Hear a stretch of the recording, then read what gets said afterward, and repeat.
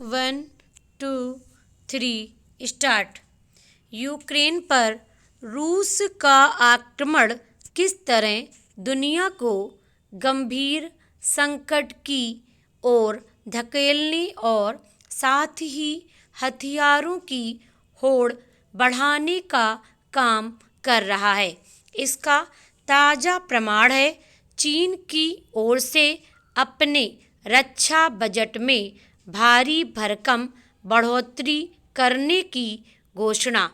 चीन की इस घोषणा के बाद भारत समेत उन अनेक देशों पर अपने रक्षा बजट में वृद्धि करने का दबाव बढ़ना स्वाभाविक है, जो उसके अतिक्रमणकारी रवैये का सामना कर रहे हैं। अब भारत के मुकाबले चीन की रक्षा बजट 3 गुना अधिक हो गया है। वास्तव में रक्षा बजट बढ़ाने का दबाव दुनिया भर के देशों पर बढ़ने वाला है। उन देशों पर यह दबाव अधिक होगा जिनके पड़ोसी देश ताकतवर भी हैं और उनके प्रति आक्रामक भी।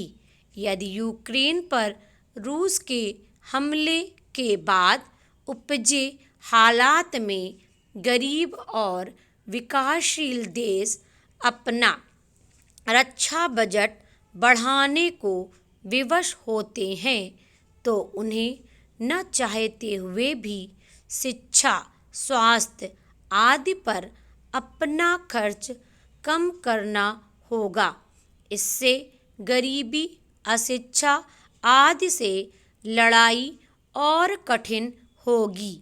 यह लड़ाई इसलिए और कठिन होगी क्योंकि अधिकांश देशों की अर्थव्यवस्था कोरोना संकट से पूरी तरह उबर नहीं पाई है।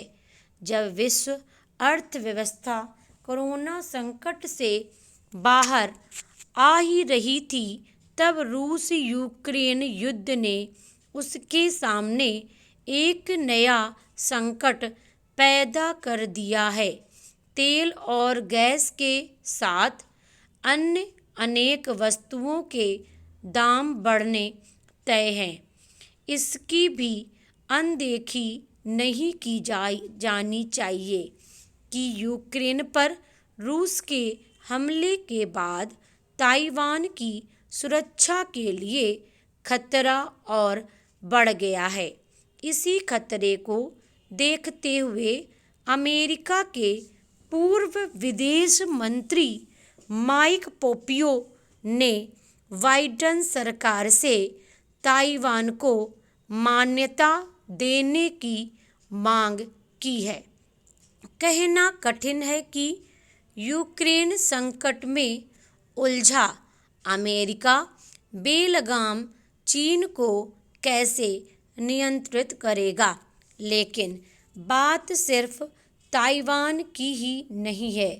इस पर भी ध्यान देने की आवश्यकता है कि फिनलैंड, स्वीडन जैसे वे देश जो किसी सैन्य समूह का हिस्सा न बनने की अपनी नीति पर अडिग थे, अब अमेरिकी नेतृत्व वाले सैन्य संगठन नाटो की सदस्यता लेने पर विचार कर रहे हैं।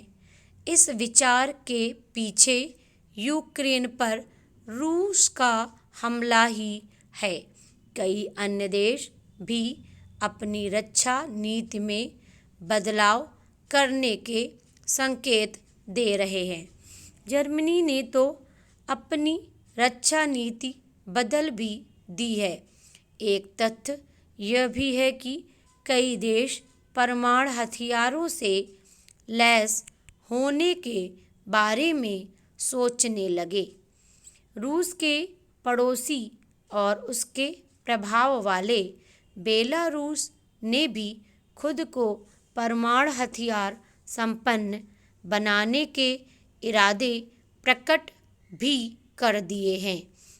बदले हालात में कुछ ऐसे देश भी परमाणु हथियार को आवश्यक मानने लगे हैं जो सैद्धांतिक रूप से उनके विरोधी रहे हैं।